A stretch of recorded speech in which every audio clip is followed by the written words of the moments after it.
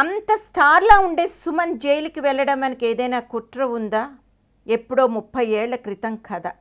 Jail గోడల మధ్య సుమన్ గడిపిన జీవితం, ఒక పాపులర్ నటుడి అనుభవాలు, జైలు జీవితం ఇప్పుడిప్పుడే బయటకు వస్తున్నాయి. నీలి చిత్రాల కేసులో ఇరుక్కుని ఏడాదికి పైగా జైలులో గడిపి ఆపై సినిమా అవకాశాలు తగ్గి ద్వితీయ స్థాయి హీరోగా పరిశ్రమలో మిగిలిపోయిన సుమన్ ఒక టీవీ ఛానల్ నిర్వహించిన ఇంటర్వ్యూలో పాల్గొన్నాడు.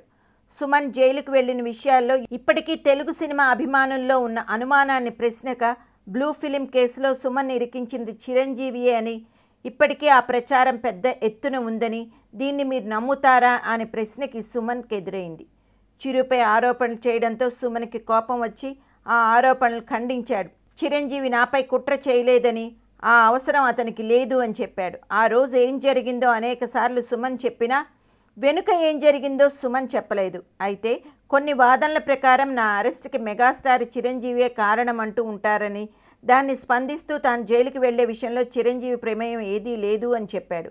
కానీ ఇండస్ట్రీలో కొంతమంది పెద్దవాళ్ళు నాకు వచ్చిన ఫేమ్ చూసి ఈర్ష్యతో అలా కుట్ర పని జైలుకు పంపారని చెప్పాడు. వాళ్ళెవరో పేర్లు మాత్రం చెప్పలేదు. చిరంజీవిని మరోసారి ఇలా లాగవద్దని ఖరాఖండిగా చెప్పాడు సుమన్.